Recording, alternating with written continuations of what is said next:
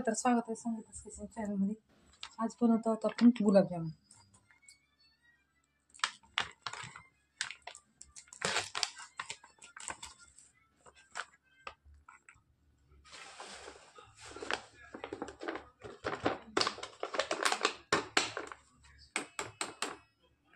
आपण हे दूध टाकून मळत आहोत.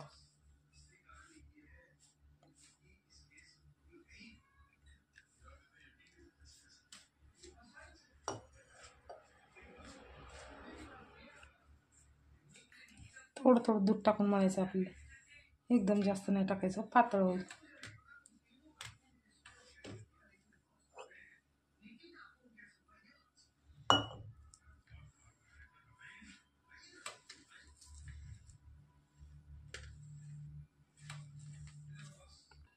हे बघा, अशा पद्धतीने मळून झालं आपलं.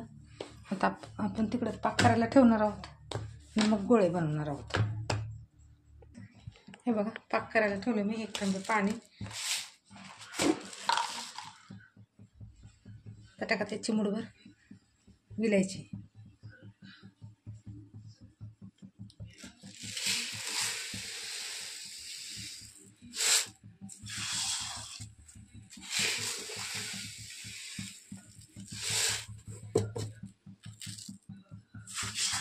एक वाटी साखर टाकली. हे बघा, एक साईडला मी पाक करायला ठेवले, एक साईडला तेल गरम व्हायला ठेवले. आता आपण करून घेत आहोत गोळे.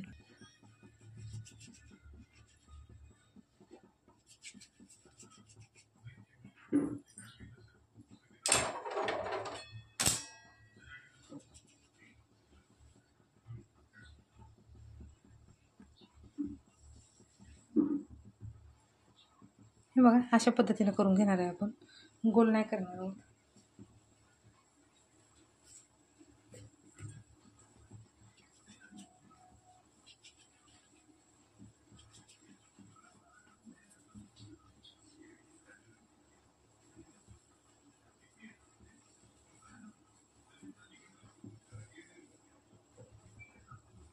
हे बघा, अशा पद्धतीने तयार केले मी. आता हे मी तळण्यासाठी टाकत आहे. तेल गरम झालेलं आहे, आपण फ्राय करून घेणार आहोत.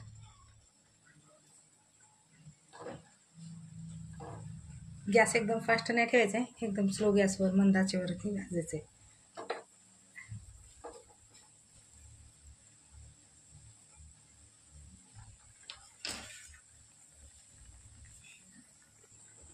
बघा, असं गोल्डन होईपर्यंत आपल्याला एकदम स्लो गॅसवरती तळून घ्यायचं आहे, फास्ट नाही करायचं आहे.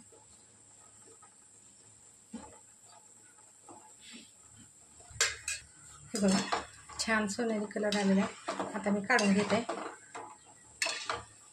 झालेले आहेत आपले.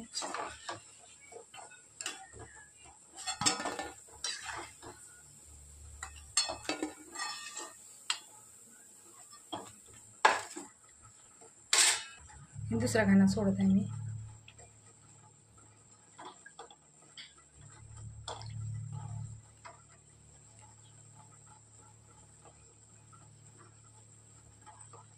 हे पण मंद आचेवरती आपल्याला फ्राय करून घ्यायचं आहे.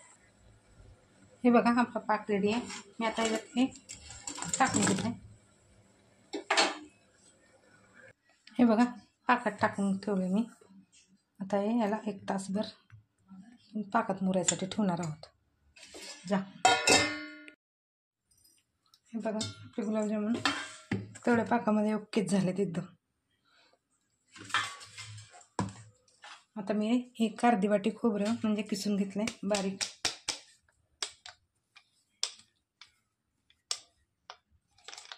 खोबरं आणि 1, 2, 3 तुकडे बदामाचे आणि काजूचे.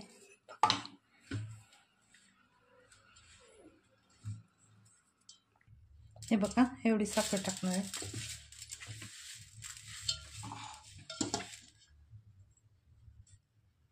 हे आता आपल्याला ह्याच्यात घोळून घ्यायचं आहे.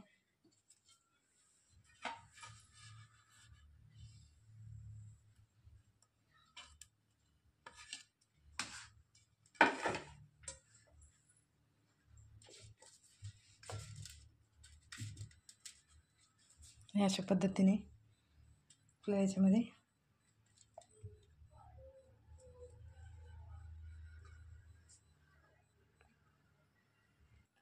हे बघा अशा पद्धतीने आपले गुलाबजामुन रेडी झालेत.